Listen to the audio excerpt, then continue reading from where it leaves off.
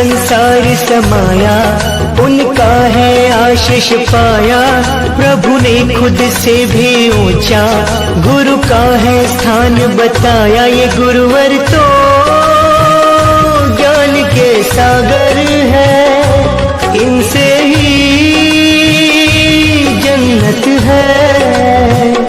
ये गुरुवर तो ज्ञान के सागर है, इनसे ही जन्नत है। गुरु में संसार समाया, उनका है आशीष पाया। प्रभु ने खुद